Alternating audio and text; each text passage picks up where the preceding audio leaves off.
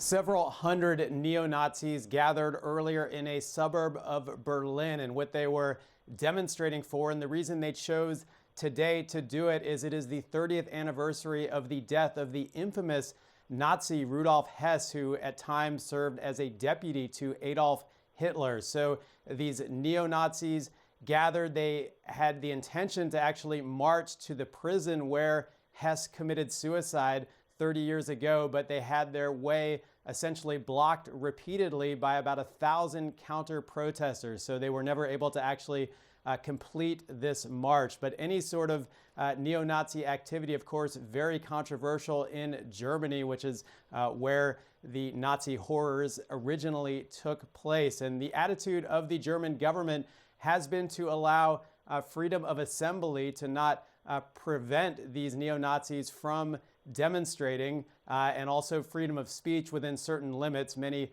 Nazi symbols and slogans are in fact banned. However, there is generally, as we saw today, a pretty large contingent of counter-protesters who come out, and it's the reason for this is, of course, and we saw this in the United States, in Boston as well, but the reason in Germany that people are coming out is really to send a message that this should never happen again, to try and meet these ideas with counter protests. So we saw that some minor skirmishes, but no violence. But of course, a very emotional situation in Germany, especially seeing what's happening over there in the United States.